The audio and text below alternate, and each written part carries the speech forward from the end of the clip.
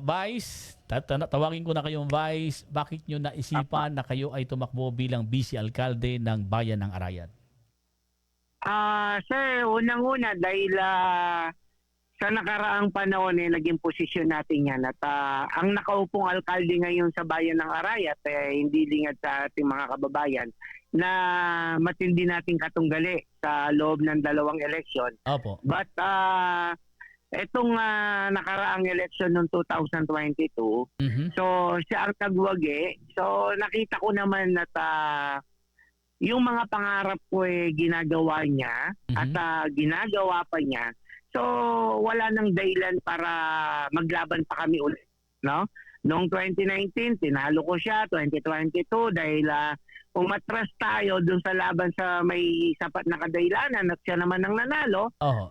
At ngayon nakita ko yung pangarap ko ginagawa niya, kaya sabi ko sa kanya, Mayora, wala nang dahilan para maglaban tayo. So babalik ako sa dating posisyon ko bilang Vice Mayor at susuportahan kita para matuloy lang yung mga programang pangarap ko pa sa ating mga kababayan. At sabi ko nga, Sir Joel, sa aking talumpate, etong laban na to kakaiba.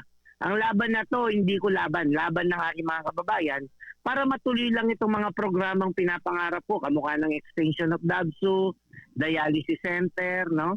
At marami pang investor na pupunta dito. So, sabi ko nga sa aking mga kababayan, itong laban na to para lang ilaban ko yung programa at mapaliwanag ko mabuti na bakit sinusuportan ko yung dati kong matinding katunggali. Para lang kako sa inyo. At kasi sa 12 taon na kong naglingkod sa inyo, hindi na ako bata sa politika. Pag ito kasing mayora natin napalitan, definitely, hindi ako against sa mga kalaban niya, kako, pero definitely mapuputol itong programang ito. At pag naputol to, kawawa at talo kayo mga kababayan ko.